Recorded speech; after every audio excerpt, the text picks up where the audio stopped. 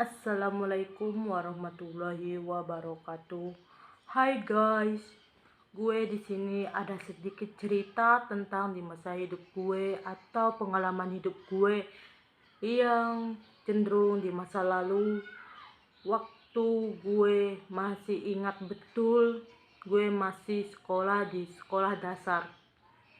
Kebanyakan anak-anak di sekolah dasar itu selama 6 tahun.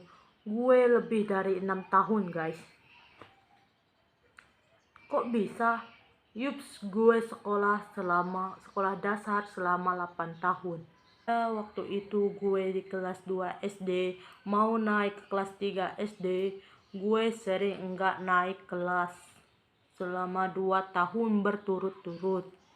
Cukup alasannya tugas, enggak pernah gue buat tugas sekolah, dan waktu ulangan gue juga sering asal isi jawaban. Soalnya enggak pernah gue baca sama sekali waktu gue kelas 2 SD dulu.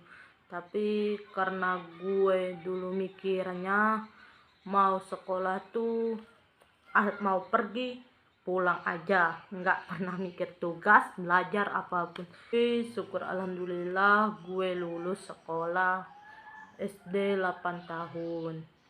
Gue atau sifat gue agak tomboyan atau disebut kebanyakan laki-laki.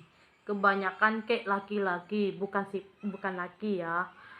Gue juga dulunya hobinya manjat pohon, mancing, renangnya bukan di kolam renang ya guys.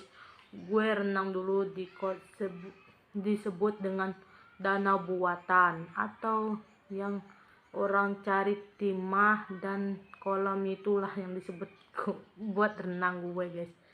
Tapi sekarang hobi itu udah enggak ada lagi, paling tidak mancing kalau ya ke kebun. Sekarang hobi gue beda dari dulu.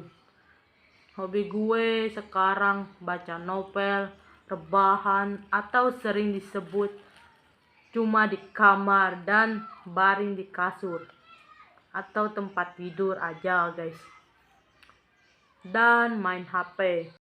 Kalau keluar rumah cuma ada kepentingan atau senuk dan bosen. Ya, pengalaman hidup gue tidak juga. Selain hobi gue sekarang, gue juga beres-beres rumah ya guys. Dan terima kasih telah menonton video saya tentang pengalaman hidup di masa lalu dan sekarang. Terima kasih. Wassalamualaikum warahmatullahi wabarakatuh.